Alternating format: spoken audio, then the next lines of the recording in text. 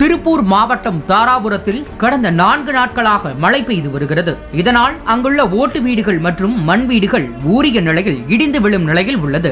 இந்நிலையில் தாராபுரம் பகுதியில் வசித்து வந்த மூவேந்தர் என்பவர் உடல்நிலை சரியில்லாத காரணத்தால் கடந்த மாதம் உயிரிழந்தார். இதையடுத்து மூவேந்தர் மனைவி மற்றும் அவரது பிள்ளைகள் இருவரும் அவர்களின் இல்லத்தில் வசித்து வந்துள்ளனர். தொடர் மழை காரணமாக அனைத்து வீடுகளும் ஊறி இடிந்து விழும் நிலையில் உள்ளதை அடுத்து மூவேந்தரின் மனைவி தனது கைபேசியை எடுத்துக்கொண்டு வெளியில் வந்துள்ளார்.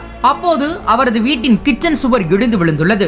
70,000 ரூபாய் மதிப்பீட்டில் கட்டப்பட்டுள்ள அந்த சுவர் இடிந்து விழும்போது வீட்டில் யாரும் இல்லாததால் உயிர் சேதம் தவிர்க்கப்பட்டது. இதுகுறித்து காவல்துறையினருக்கு தகவல் தெரிவிக்கப்பட்டதை அடுத்து சம்பவ இடத்திற்கு விரைந்து வந்த காவல்துறையினர் இடிந்து விழுந்த இடத்தை ஆய்வு செய்தனர். தொடர் மழையில் பல வீடுகள் ஊறிய நிலையிலும் இடிந்து விழும் நிலையில் உள்ளது என அப்பகுதி மக்கள் அச்சத்தில் உள்ளனர்.